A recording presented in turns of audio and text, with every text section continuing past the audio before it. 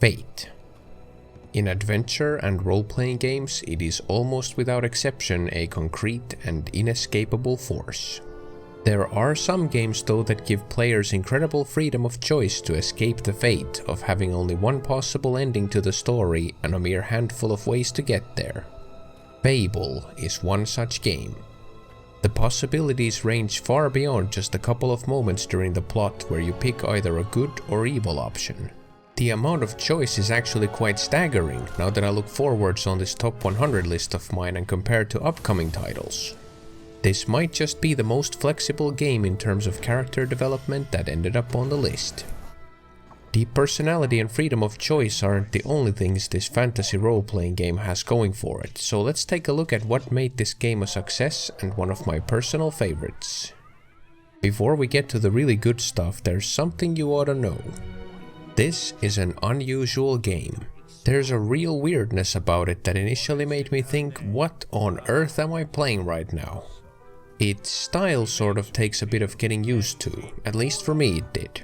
There's a constant shift in tone between serious and epic and tongue-in-cheek humorous. Admittedly, these can be bothersome things, but some of these oddities make for funny and memorable moments, and underneath it all is a true gem of gaming history. So what is this game all about?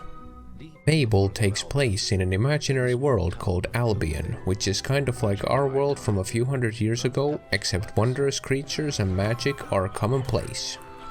Monsters like hobs, balverines, and trolls are a constant threat to the people of Albion, and great evil forces seek to disrupt peace and balance. You begin the game as a young boy, tasked by his father with the simple quest of earning a few coins to buy a birthday present for your sister. In this tutorial part of the game you can already make the money with honest or dishonest means. There's a good lad. Just stand between those two stacks and don't move. Quick, while he's away, smash his barrels up and see what's inside.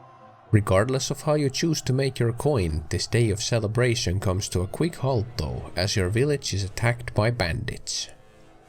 As a helpless child, you're unable to save your family from this attack and witness your father murdered and your mother and sister taken captive. You're saved by Maze, a wizard who explains to you that very difficult times are ahead for Albion, and in times of turmoil like these, great heroes are needed. That is why one of the central academies of Albion is the Guild of Heroes. The guild is now your character's new home and training grounds during his teenage years. I'll introduce you to the Guildmaster. You'll play parts of those years and start to understand the three main styles of combat in this game, which you get to mix and match to your liking as you figure out what is your preferred style of fighting. Raising physical abilities makes you a melee powerhouse and an absolute tank as far as taking a beating goes. Dexterity related abilities make you more capable a thief and marksman. Picking magical powers, or as the game calls them, will abilities, gives you destructive elemental spells and other handy tools that combine well with both archery and melee. Upgrading your abilities changes your looks too, affecting your size and build in various and kinda awkwardly hilarious ways. While fighting, you can use auto-targeting to always keep facing the nearest enemy, or just point your character towards your target manually. Even if you're not actively using the auto-aim function, the game helps out a lot with targeting, for example while you're throwing fireballs. You can expect to get pummeled unless you are able to block incoming attacks, keep moving to avoid getting surrounded, and if necessary, dodge rolling. After the academy years, your profession is now officially a hero, and that means you can pick up quests and challenges set forth by the people of Albion and start gaining recognition for your actions. Here's where it gets kinda crazy though, because bad guys and thieves are people of Albion as well, so you can actually start to take quests that the murderers and bandits have put up as well. Instead of defending a farm from robbers, you can join the robbers and help them make away with their stolen loot while murdering all the guards who try to stop them. There are some rather distressing themes you're able to partake in, which is especially strange because the game kinda looks like it's graphically aimed for a bit of a younger clientele. It is in fact rated for players of age 18 and up in most countries. There's marital infidelity, use of substances, bullying of children, destruction of property, prostitution, animal cruelty, mass murder, and even human sacrifice. Damn, this game is not messing around, it's seriously pretty sick. That's kind of this game's psychological edge. It straight up asks the player, okay, you wanted to play an evil character, now how far are you willing to go? I'm personally more prone to playing the good guy in most games, and this was actually one of those games where I just couldn't bring myself to be as evil as the game allows every time, even though I was trying that on purpose. That's probably one of the reasons why it left such a deep impression on me when I was a bit younger. It's all virtual, of course, and games are not meant to be taken with such severity, but being exposed to these choices can make someone realize something new about themselves and what they're actually not okay with. On the other hand, humor is very central to this game, and it's full of things meant as comic relief. Like the first title your character is given after becoming a hero is Chicken Chaser. At first it sounds like a prank from the game devs, but once you realize how many people in the game world react to it in a funny way, it's kind of hilarious. So that's what a hero looks like. Let's get a move on to the next. You see, people don't only react to your title, but they react to it in according to other factors. Are you good or evil, and are you renowned or unknown? You can increase your renown by showing off these trophies from your most impressive victories. There's a third factor, which is your attractiveness. Even if you're evil, women and men of the land might start falling for your heroic presence and start reacting in a romantic way. It makes the game world feel very alive and interesting, and as shown earlier, the game gives you ways to interact with the people through emotes. You can even take socializing a step further and woo a wife or husband for yourself, and even buy a house where your companion will live for the rest of the game. Oh, and don't worry, you can get rid of the name Chicken Chaser pretty quick if you want something more serious. Just buy a new name from the title vendor. I played this game through as both good and evil characters, and the good guy was called Avatar. And let's see, our bad boy might as well be called Arseface. Yeah, perfect. I mentioned that you can buy a house too, but in fact you can start a bit of a business if you like. You can decorate and rent out houses you've bought and start gaining passive income while you're out doing other things. If you're really keen on big profits, you can actually murder the people who live in houses and who run the shops. That's when those places become available for purchase and you can rent them out too.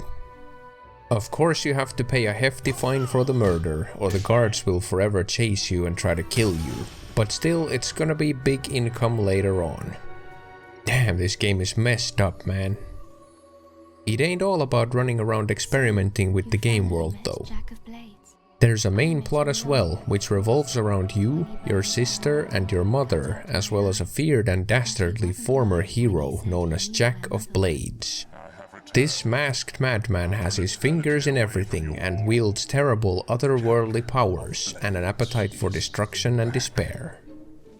In a linear game, the main objective would obviously be to dispose of this threat. But guess what? In Fable, you can depose him and take his place as the new antagonist of Albion. You can even keep playing after that, with people literally running and screaming in terror at the sight of you. For those who are keen on going for a 100% completion, there's a whole heap of hidden things to collect. Silver keys that open increasingly valuable chests and may be found by digging in specific spots or even fished up from ponds and rivers. Then there are these magical talking doors that ask you to look a certain way, perform a certain deed, or gain a certain status before they allow you to enter and collect the treasures from within. You can also collect books and take them to the school in town and have the teacher read something to the kids from these books in order to give them lessons about life. Sometimes it doesn't go quite as planned. Make you sexier in 10 days. Demonstrate something simple? Come on. Oh my. That's quite enough of that, hero. There's a rather big bunch of weapons and armors, all with different properties and also features that affect people's reactions to you while you wear them. The atmosphere of the game is surprisingly captivating too, and I find it to be in large part due to the absolutely amazing soundtrack. It was mostly created by Russell Shaw, the guy who has composed classic soundtracks to amazing games like Syndicate, Magic Carpet Games, Dungeon Keeper, and also Black and White. But guess who helped out? Danny Elfman himself took part in composing the main theme of Fable. It has his style all over it, and of course that affected the rest of the soundtrack as well, and damn, it's a good one. The graphics have suffered the same mangling effect that time inflicts upon all games now that we're comparing it to modern, blinged out visual masterpieces. There have been updates done to them, so it's not a massive lack of graphical quality, and after playing it for a while, you get pretty used to the way everything looks. There are some mods that spruce up the graphics a bit, but I couldn't find anything that would amount to a full upgrade to modern standards. During your adventures, if you constantly choose good deeds instead of evil, towards the end of the game you actually get a halo over your head. Some kind of magical butterflies follow you around and you have a divine shine about you. But if you do as much evil as possible, you start to grow darker, with some kind of flies or wasps buzzing around you, and you eventually even grow horns. Your character's looks change with time as well, because the game is tracking your age and reflects it on your character too. You also bear the scars of combat on your face and body. Let's just say if you get through the entire game without a scratch, you deserve to be a handsome, scar-free pretty boy at the end of it all. I've actually never tried a mixed way of playing. Like, is it possible to stay grey and neutral? I wonder what the character would look like then. I just don't know. You can always view your statistics and your current alignment, so it would be possible to teeter between good and evil. Fable earned its place on the list because it's so much fun to experiment with choice and see the consequences of your actions. Also because it's got an atmospheric, memorable and fun game world to explore with tons of side quests and tough fights. If you try Fable and like it, there are 2 sequels as well, which are mostly lauded for being worthy successors to this masterpiece. Personally though, this first game comes out clearly on top, but could be that I just spent so many hours with it. Fable, thank you for all the hours of entertainment that you've given, and especially the lessons in socializing with people. Now before hopping on to the next game on the list, I'ma go try out the Cossack dance. Seems to work great in making new friends.